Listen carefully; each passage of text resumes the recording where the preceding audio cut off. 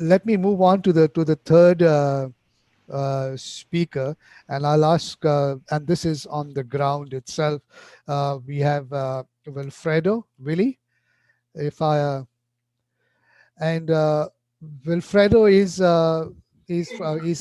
is from the network of cities. He is with the city government of Naga in the Philippines, and Wilfredo is responsible for part of the city planning and development coordinator. Uh, Wilfredo, I'll refer to you as Willie because your name there is Willie as well, or at least on screen. And just to Yep. pick up uh, from the conversation earlier, uh, what have you all been doing at the city level, given that there are many Filipino migrant workers who might have been returning and part of that return process, and some migrant workers who may have been stranded, who were supposed to go but were not able to go because of the COVID. So at the city level, what were the kind of services that y'all were offering, or y'all felt the need for creating for migrant workers, particularly in relation to Objective 15? Really? Good morning, good afternoon, good evening, everybody. Yes, thank you for that question. Right now, we have established a Migrants Resource Center at the local government level. So this is in an institution within the city government that tries to address the needs of returning overseas Filipinos. By our count, between March 16 to end of November, we have already processed about 1,000 returning overseas Filipinos. Essentially, what they do is to coordinate with national government agencies to make sure that the return process is seamless and as painless as possible. Although there are challenges there. The advantage of having these kinds of services at the local level is that you try to bring the circle to bring the process to its logical conclusion.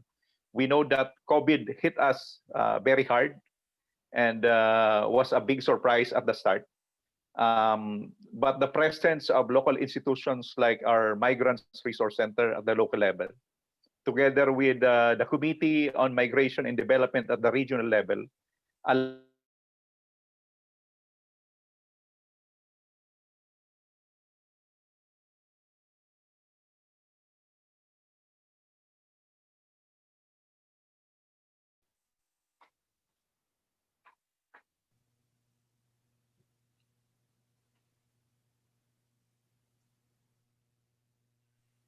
Sada, did we lose There Willie? is some miss.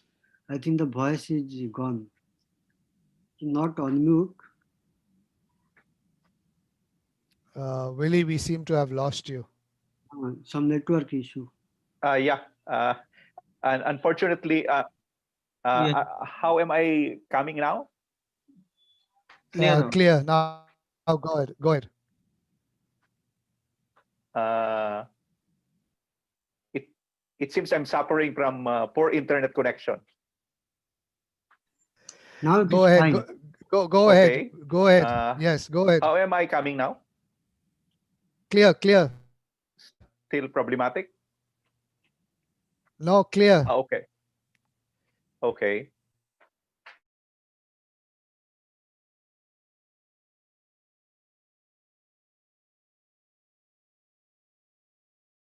Please continue, Willie.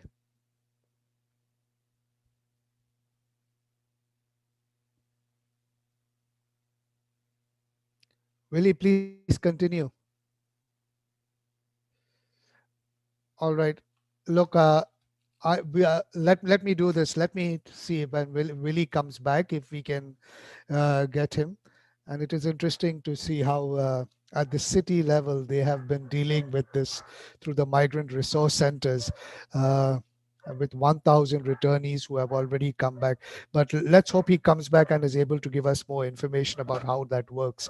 But as we wait for Willie to come back, Willie, can you hear me now? Yeah. I'm hoping the Okay, internet connection is better. okay, go ahead. Continue, finish what you were saying. Yeah.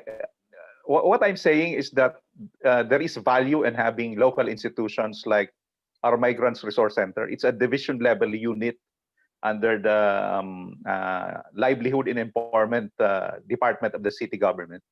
It is being complemented by the Committee on Migration and Development. So this allows local governments like Naga to work with national government agencies like OWA and POEA to make sure that the returning overseas Filipinos, who by our count between March and November have already reached 1,000, to at least come home in a safe manner so that they'll have a semblance of continuity in their lives. And if they choose to do so, can go back abroad if the situation improves. Thank you for that, Willie, and it is great that the Philippines has this kind of. And I know that the program was quite well in place in terms of absorbing the returnees. Just very quickly, the returnees were largely that 1,000 plus were largely from which part of the kind of Um, world? uh, by our count, most of them are coming from easily a third are coming from Southeast Asia. Another half are coming from the Middle East. So these are usually the centers of migration or the destinations of Filipino workers that are coming back to our local shores. By the way, And just this represents go ahead. around 20% of the returning total returning residents.